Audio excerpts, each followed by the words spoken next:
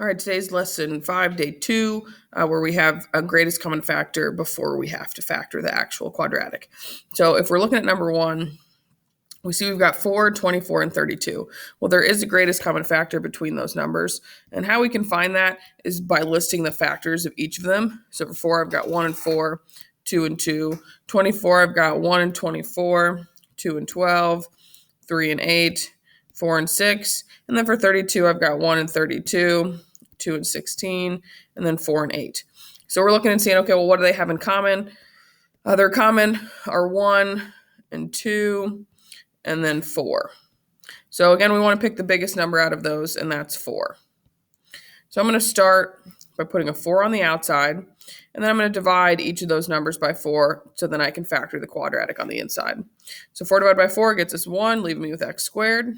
24 divided by 4 gets us 6, so plus 6x. And then 32 divided by 4 gets us 8. Okay, so from there, I can go ahead and find my factors of 8. So 1 and 8, 2 and 4, and I want to get 6. Okay, so the only way I can do that is with 2 and 4. So I still have that 4 on the outside. I've got x plus 2, x plus 4, and there's my final answer. Alrighty. So let's do that same thing for number 2. So again, list those factors so we can figure out what the GCF is. So for 4, I got 1 and 4, 2 and 2. For 44, I've got 1 and 44, 2 and 22, 4 and 11. And then for 40, I've got 1 and 40, 2 and 20, 4 and 10, and 5 and 6. Okay, again, looking at all of those numbers and seeing what do they have in common. And again, my common one is 4.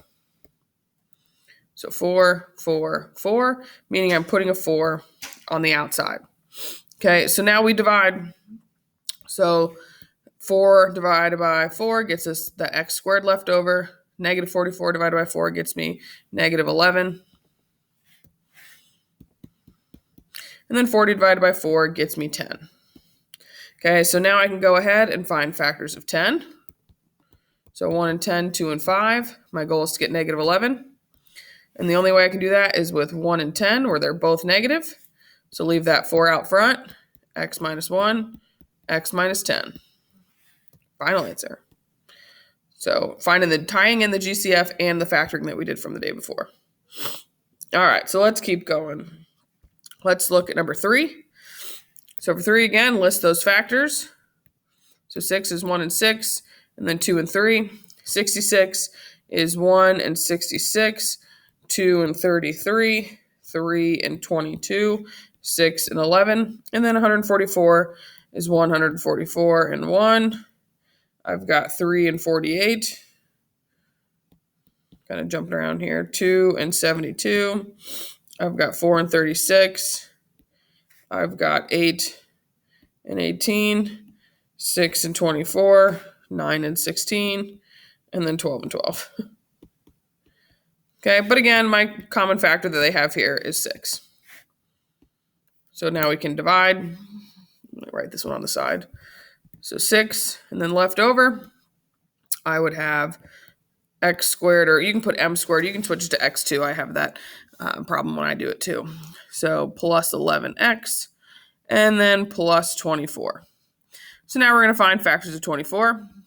So 1 and 24, 2 and 12, 8 and 3, and then 4 and 6. Our goal is to get 11, where they're both positive, and that is 8 and 3. So 6x plus 8, x plus 3. Done. All right, so I want to jump down to number 6 and kind of change this problem a little bit. So let's say that we had more than one variable that's given here. So let's say we have 3b to the 5th minus 6b to the 3rd minus 144b squared. Okay, so you might see this where each term has a variable. So we also have to take out that GCF as well. So again, if I'm looking at 3, I got 1 and 3. And then I have 5 b's. 1, 2, 3, 4, 5. For 6, I've got 1 and 6, 2 and 3, and I've got 3 b's. And then lastly, for 144, I've got a ton of factors that I already just listed. But the only one I'm going to write down for this one is 3 and 48. Okay, and I have two b's. So b's here. Okay, so with this, my common factor, my GCF, is 3.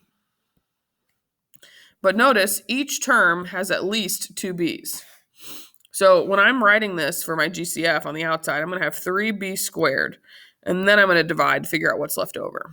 So leave me with b to the third. And again, you can count that there's 3 b's here.